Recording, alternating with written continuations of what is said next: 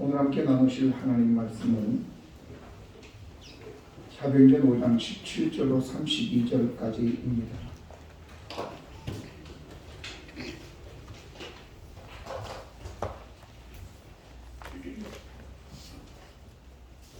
대제사장과 그와 함께 있는 사람 즉 사두개인의 당파가 다 마음의 시기가 가져하여 일어나사 사도들을 잡아다가 옥에 가두었더니 주의 사자가 밤에 옥문을 열고 끌어내어 이르되 가서 성문에 서서 이 생명의 말씀을 다 백성에게 말하라 하매 그들이 듣고 새벽에 성전에 들어가서 가르치더니 대제사장과 그와 함께 있는 사람들이 와서 공회와 이스라엘 족속의 원로들을 다 모으고 사람을 옥에 보내어 사도들을 잡아오라 하니 그 아들이 가서 옥에서 사도들을 보지 못하고 돌아와 이르되 우리가 보니 옥은 든든히 잠기고 지키는 사람들이 문에 서 있으되 문을 열고 본즉 그 안에는 한 사람도 없더이다 하니 성전 같은 자와 제사장들이 이 말을 듣고 요구하여 이 일이 어찌 될까 하더니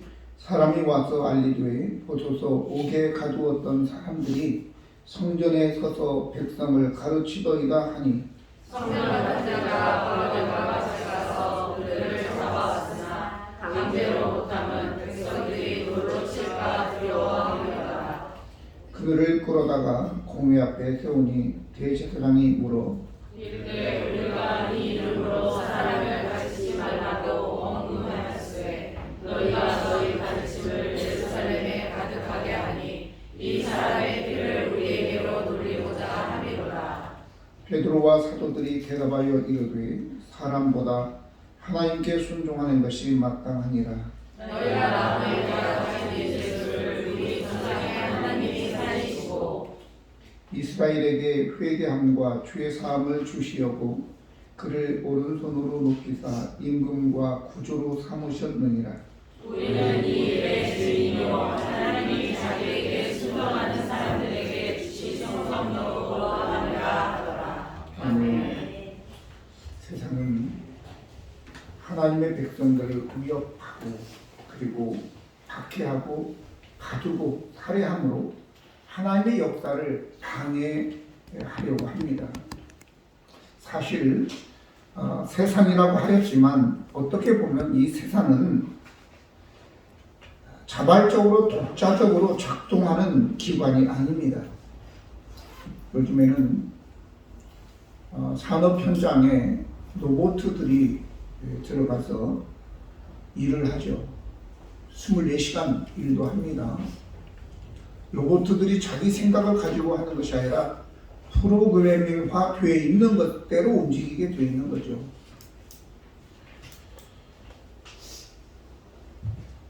이제 이 세상에 수많은 사람들이 마귀에게 이용당하고 있지만 그들이 생각하기를 내가 마귀에게 이용당하던 거라고 생각하지 않죠. 아예 하나님의 대적자라고 상상도 못할 것입니다. 그런데 에베소 2장 2절에 보니까 그때에 너희는 그 가운데 행하여 이 세상 풍조를 따르고 공중 권세 잡은 자를 따랐으니 곧 지금 불순종의 아들들 가운데 역사하는 영이라 이렇게 얘기하고 있는 것이에요. 이 세상의 사람들이 불순종의 아들 마귀가 나를 조종하고 있다고 그렇게 생각하는 사람 없어요. 그런데 실제로는 그렇게 조종당하고 있는 거예요. 또 로마서 5장 10절에도 곧 우리가 원수 되었을 때에 그의 아들의 죽으심으로 말미암아 하나님과 화목하게 되었은즉 화목하게 된 자로서 더욱 그의 살아나심으로 말미암아 구원을 받을 것이니라 라고 얘기했습니다. 이거는 하나님과 원수다. 원수. 근데 이 세상에 사는 사람들이 내가 하나님과 조물주와 원수? 말도 안 돼. 아니라고 얘기하죠. 오늘 히틀러 치하에 있던 군인들이 유대인들을 600만 명을 죽였잖아요. 근데 그들은 무엇이 그리 잘못됐는지도 몰라요. 그리고 단지 히틀러의 그 선동에 취해서 유대인들을 600만 명이나 죽였다고. 이게 너무 많은 숫자죠. 600만 명이면 그게 작은 숫자가 아니잖아요. 우리나라도 과거에 전두환 시절에 조금만 뭐 잘못하면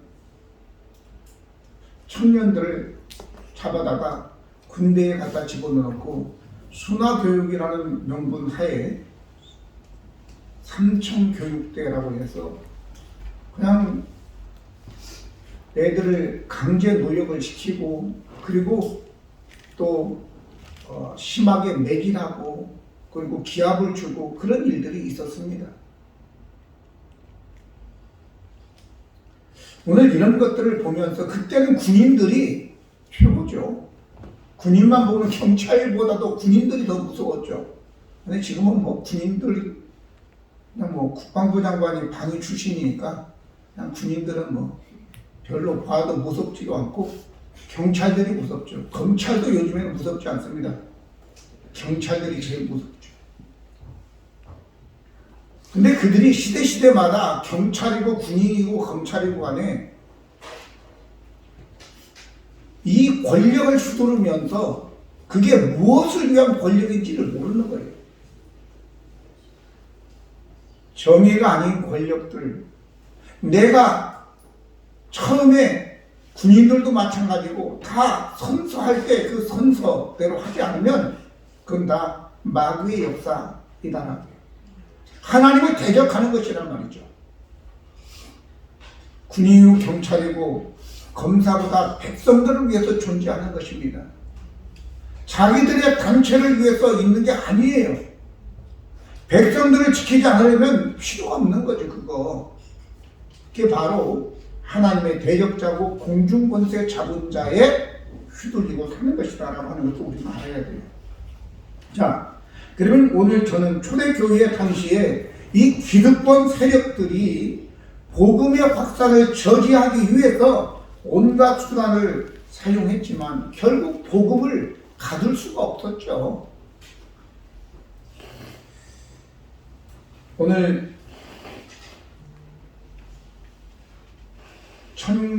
2024년도 10월 11일 날 북한에서는 여중생 30명을 공개 총살로 죽였습니다. 왜? 남한에서 보낸 그 USB에 실려진 드라마를 보았다고. 말도 안 되죠. 그래서 이제 조심해야 되는 것은 우리가 이 남한의 문화를 알려서 저들에게 자유를 주기 위해서라고 하지만 조심해야 되는 거예요. 그것도 있으니까 본 거죠. 애들이 호기심으로 봤는데 그것이 30명이 공개 총살을 당한 일은 아니지만 공개 총살을 했다. 그리고 페트병에 쌀 보낸 거 그거 가지고 밥에 먹었다고 노역을 시키고, 이런 것이 바로 그것이에요. 그러니까 한국의 문화가 퍼지지 못하도록 가두어 두는 거죠. 복음도 마찬가지인데, 그러나 오늘 우리는 조심해야 되는데 조금 뭐 주제하고는 빗나갔지만, 이제 복음을 가두려는 사람들이 있습니다. 여기에 대제사장과 그와 함께 있는 사람, 즉 사두개인들의 당파가 다 마음의 시기를 가져가여 일어나서 사도들을 잡아다가 옥에 가두었다, 이렇게 얘기하고 있는 것입니다. 사람들은 가두려 하고 우리 하나님은 우리에게 자유를 주려 하는 거죠. 잘 알아야 됩니다. 마귀나 이 세상은 우리를 가두어 두려고 합니다. 억압하고, 그래서 움직이지 못하게 자기들의 종노릇을 시키는 것이 바로 이 세상이라는 거예요. 그래서 여러분들이 누구도 함께하면서 나를 돈으로든 뭘로든 나를 억압하고 가두려고 하고 내 마음대로 하지 못하게 하는 것은 그건 마귀 역사인 것을 여러분들이 빨리 깨달아야 돼요. 그래서 거기서 벗어나야 된다고요. 왜? 성경은 이렇게 얘기합니다. 요한복음 8장 32절에 진리를 알지니 진리가 너희를 자유롭게 하리라 그랬어요. 진리는 우리를 자유롭게 하는 것이라고요. 뿐만 아니라 갈라디아서 5장 1절에 그리스도께서 우리를 자유롭게 하려고 자유를 주셨으니 그러므로 굳건하게 서서 다시는 종의 멍에를 매지 말라고 얘기하고 있다고요. 누구의 종이 되는 거, 또 이 시대의 종이 되는 것도 그렇고 돈의 종이 되는 것도 그렇고, 회사를 우리가 삶을 위해서 다니지만 회사의 종이 되는 것도 그것도 안 되는 거, 사람의 종이 되는 것도 안 되는 거예요. 내가 자유롭게 선택을 할 수 있고 언제든지 나갈 수 있어야 되는 거죠. 여러분, 이 세상은 어떻게든지 우리를 억압해서 가두려고 하는 것이고, 우리 하나님 우리를 자유롭게 하는 거예요.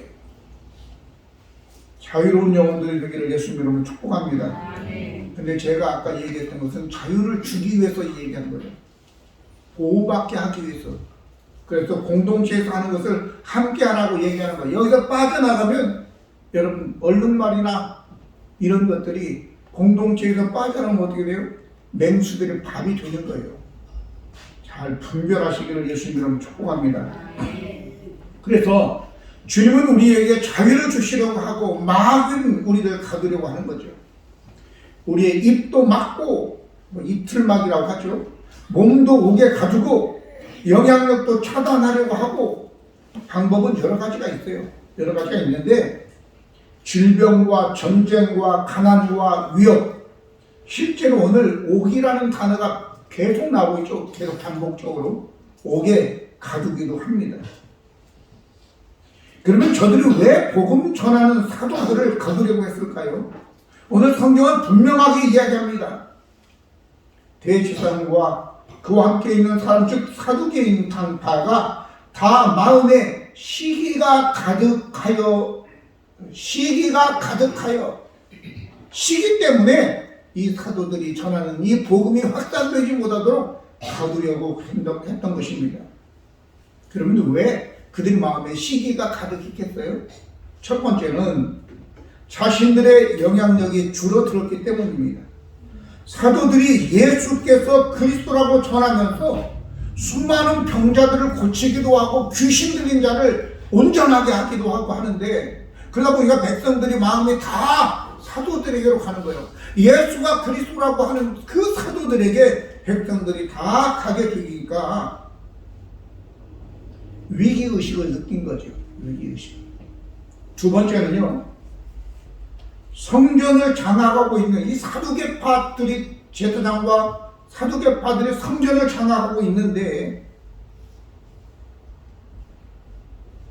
사도들의 메시지가 단지 어떤 철학이나 이념의 문제가 아니고 가르침의 문제가 아니라 완전히 세상을 바꾸는 변혁의 문제가 되어지는 거예요. 완전히. 진리이기 때문에 그들은 자신들의 이익을 지키려고 그 기득권을 잃어버릴까 봐서 두려웠기 때문에 시기한 거죠. 세 번째는 그들은 진리를 인정하기 싫었어요. 분명히 예수가 그리스도라고 하면서 많은 병자를 고치고 귀신을 내쫓고 하는 것을 보면서 이건 분명히 하나님의 역사다, 하나님의 일이라는 것을 알면서도 인정하기가 싫은 거라. 그들은. 네 번째는 자기들의 신학적인 입장 때문에 그런 거예요. 왜? 사두개 사람들은 부활을 믿지 않고 영적 세계를 인정할 수 없었어요. 그런데 천사들이 와서 사람들 꺼내가지를 않나, 예수님이 부활했고, 그것만 있는 게 아니라 예수님이 부활한 거 하나는 숨길 수 있지만 예수님이 부활할 당시에 수많은 사람들이 무덤에서 5년 된 사람, 10년 된 사람, 3년 전에 죽은 사람 막 나와가지고 예루살렘 거리를 활보하고 자기 집에 가고, 그 말도 안 되죠, 여러분들. 많은 5년 전에 죽었던 사람이 일어나가지고 자기 집에 간다니까요. 예루살렘 거리를 돌아다닌다고. 그걸 누가 말려요? 그런 분명한 일들이 일어났음에도 불구하고 그들은 부활을 믿지 않고 없다고 얘기하는 거예요. 왜? 신학적인 입장 때문에 그런 거예요. 오늘 여러분, 우리가 하나님을 믿고 예수님을 잘 믿으려면 여러분들이 가지고 있는 철학, 신념, 이거 다 내려놔야 되는 것입니다. 공산주의 사상이든지 민주주의 사상이든지 이런 사상들을 다 내려놓고 오직 하나님의 말씀만이 진리라고요.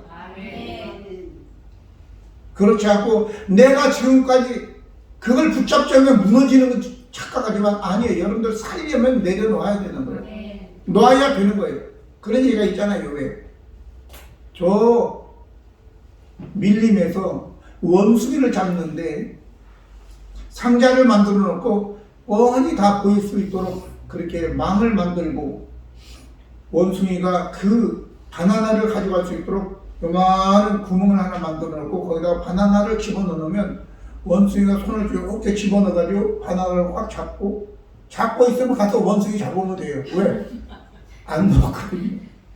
여러분, 이 바나나를 놓아야지 사는데 이걸 놓을 수가 없는 거예요. 여러분들이 잡고 있는 거 다 놓아야 돼요.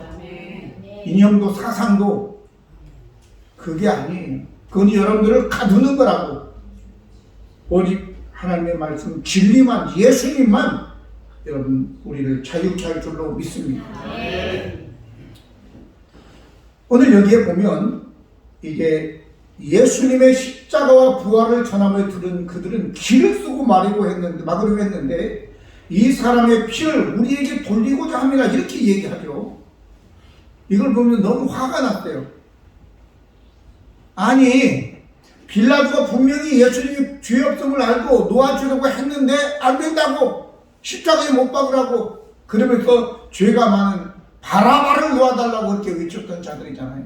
그러니까 빌라도의 아내가 사람을 보내가지고 내가 그 의인 때문에 너무 어려움을 당했는데 그 의인한테 상관하지 말라고 자기 남편에게 사람을 보내서 얘기를 합니다. 그리고 빌라도가 신문해 보니까 죄도 없어. 그래서 내주겠다 그러니까 난리가 났어. 십자가에 못 박으라고. 그러니까 빌라도가 대야에 물을 떠오라고 해가지고 손을 씻으면 나는 이 피에 대해서, 예수님의 피에 대해서 난 상관없다. 그러니까 이 사람들이 뭐라고 했어요? 마태복음 27장 24, 25절 보니까 빌라도가 아무 성과도 없이 도리어 밀란이 나르는 것을 보고 물을 가져다가 무리 앞에서 손을 씻으며 이르되 이 사람의 피에 대하여 나는 모조하다. 너희가 탕하라. 이렇게 얘기하니까 25절에 백성이 다 대답하여 이르되 그 피를 우리와 우리 자손에게 돌릴지어다 하거늘 그랬어요. 자, 그 피를 우리와 우리 자손에게 돌리라고 그렇게 얘기해 놓고 28절 오늘 본문에 보니까 이르되 우리가 이 이름으로 사람을 가르치지 말라고 언급하였으되 너희가 너희 가르침을 예루살렘에 가득하게 하니 이 사람의 피를 우리에게 돌리고자 하기로다 그랬어요. 그게 뭔 소리야? 너무 화가 나는 거야. 아니 지네들이 돌리라며 그 피를 자기와 자기 후손들에게. 그래놓고 이제 너희가 지금 예수의 피를 우리에게 돌리려고 하느냐? 이렇게 또 반박을 하니까 그러면 예수님이 분명히 십자가 못 박아 죽긴 죽었는데 누가 죽이냐고 누가? 아무도 없어. 자기들도 안 했다고 하면 누구야? 그거는 정치판과 똑같죠. 무한의 사고는 나서 많은 사람이 죽었는데 비행기 하나가 추락해서 다 죽었는데 책임지는 놈이 없는데 누가 했냐고 누가? 그리고 그냥 유야무야 그냥 쉬쉬하고 그냥 넘어가고 덮어버려요. 오늘 우리가 분명히 알아야 됩니다. 자기들이 그 피를 우리에게 돌리고 우리 자손들에게 돌리라고 얘기했고 그런데 왜 너희가 그 피를 우리에게 돌리고자 하냐? 말도 안 되는 소리를 하고 있단 말이죠.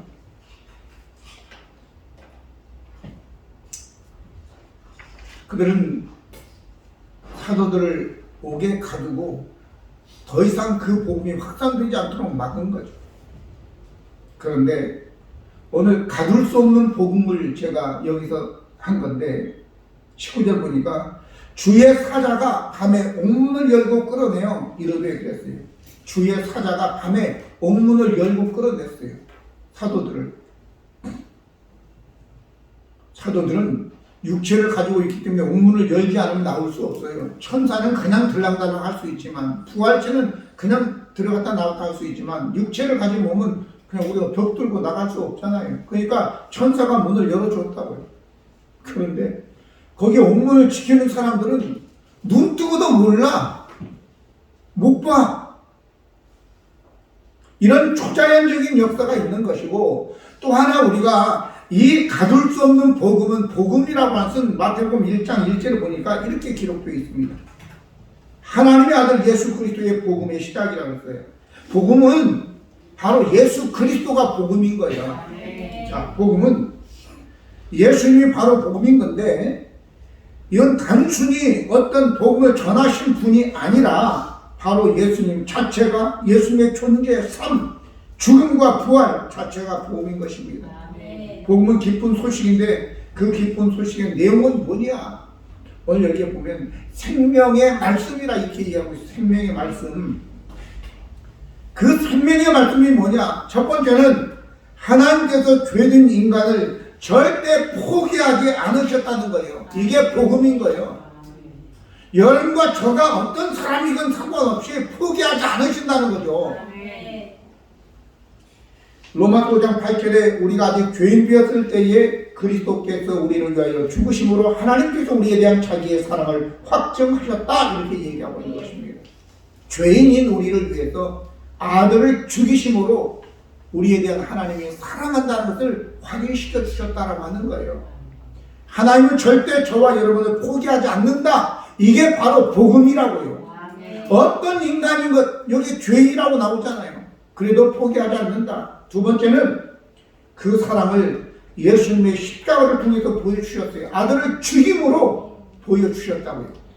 세 번째는요, 그리고 예수님을 하나님께서 다시 살리심으로 예수님의 부활이 죄와 죽음을 이겼기 때문인 것입니다. 그래서 고린도전서 15장 3절 4절을 보니까 내가 받은 것을 너희에게 전하였노니 이는 성경대로 그리스도께서 우리의 죄를 위하여 죽으시고 장사 지난 바 되셨다가 성경대로 사흘 만에 다시 살아나사라고 얘기하고 있습니다. 오늘 시험에 마지막 25번 문제를 내가 가르쳐 줄게. 답을 가르쳐 줄 테니까 잘 들으세요. 복음은 뭐냐? 복음. 예수께서 우리의 죄를 위하여 십자가에 대신 죽으시고 죽음을 이기시고 부활하셨다. 이 복음을 어떻게 가질 수 있겠습니까? 복음은 예수 그리스도께서 우리의 죄를 위하여 십자가에 죽으시고 부활하신 것이 바로 복음인 거예요. 일단 그렇게 써야지만이 맞는 거예요. 25번은 가르쳐 드렸어. 저들은 착각한 것입니다. 복음을 가둘 수 있다고 착각한 거죠. 그러나 복음은 어떤 조직이나 기관이 아니죠. 종교를 해산한다고 해가지고 복음이 없어지겠습니까? 죽음도 예수님을 잡아둘 수 없었습니다. 부활하셨기 때문에. 죽음이 예수님을, 복음을 잡아둘 수 없었는데 누가 예수님을 묶어둘 수 있냐 말이죠.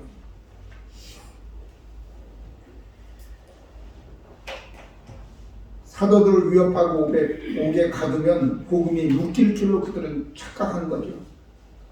그래서 뭐 교회를 폐쇄하겠다 이런 소리 하는데 오히려 더 들불처럼 일어나는 것입니다. 이란이 그랬고 중국도 마찬가지인 것입니다. 불이라고 하는 것을 우리가 가두어 두면 그게 가두어집니까? 오히려 폭발을 해버립니다. 불은. 복음도 마찬가지인 것입니다. 오늘 그들이 옥문을 든든히 지키고 있었지만 그럼에도 불구하고 천사가 역사하여 주의 사자가 밤에 옥문을 열고 끌어내어 원상태로 돌려놓은 것입니다. 오늘 일이 되니까 분명히 가두었는데 찾아보니까 아무도 없어.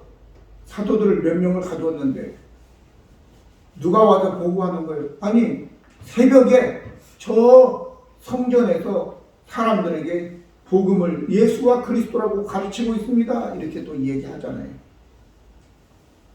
그렇다면 오늘 저와 여러분은 이 복음에 대해서 어떤 반응을 가져야 되느냐라고 하는 거예요. 어떤 반응을. 가둘 수 없으면 우리가 분명히 우리는 세상 편도 아니고 하나님의 대적자도 아니죠. 하나님께서 이렇게 하시는 이유는 바로 여러분과 저를 사랑하셔서 예수님을 죽은 자 가운데 다시 살리시고 그리고 저와 여러분에게 회개를 통해서 죄사함을 얻고 영생을 주게 한 하나님의 그 사랑 때문이라면 오늘 우리는 그 사랑을 받아들여야 될 줄로 믿습니다. 그래서 29절 보면 베드로와 사도들이 대답하여 이르되 사람보다 하나님께 순종하는 것이 마땅하다. 너희가 나무에 달아 죽인 예수를 우리 조상의 하나님이 살리시고 이스라엘의 회개함과 죄사함을 주시려고 그를 오른손으로 높여셔서 임금과 구주를 삼으셨다. 이렇게 얘기하는 거예요. 왜 새벽부터 나아가서 성전에서 가르치라고 얘기했냐고. 우리를 회개하고 그리고 죄사함을 받고 예수가 임금이고 예수님이 구주라는 것을 우리가 믿고 구원받게 오게 한 하나님의 사랑이라고 하는 것을 여러분들이 기억하시기 바랍니다. 예수님을 임금으로 구주로 믿어야 되는 것입니다. 오늘 고린도전서 1장 21절 25절 보면 하나님의 지혜에 있어서 이 세상이 자기 지혜로 하나님을 알지 못하므로 하나님께서 전도에 미련한 것으로 믿는 자들을 구원하시기를 기뻐하셨도다라고 얘기하고 있는 거예요. 우리의 지혜로 하나님을 알 수 없고 예수를 믿을 수 없어요. 그러니까 전도라는 미련하게 보일 수 있지만 전도라는 것을 통해서 예수님을 믿고 구원받을 수 있도록 하는 거예요. 이 세상 사람들은 어떤 이적, 기적 이런 걸 통해서 믿으려고 하지만 그게 아니라고 얘기합니다. 성경은 유대인은 표적을 구하고 헬라인은 지혜를 찾으나 우리는 십자가에 못 박힌 그리스도를 전하니 유대인들은 꺼리키는 것이요 이방인에게는 미라는 것이로니 오직 부르심을 받은 자들에게는 유대인이나 헬라인이나 그리스도는 하나님의 능력이요 하나님의 지혜다 라고 얘기하고 있는 것입니다. 그래서 이 지금 베드로가 전하는 이 사도들이 전하는 이 복음을 우리는 믿어야 되는 겁니다. 그래야지만이 우리가 구원받을 수 있기 때문인 것입니다. 죽음 가운데서 하나님이 살리셔서 임금과 구주가 되게 하셨다고. 그럼 그냥 받아들이면 돼요. 믿으면 되는 거예요.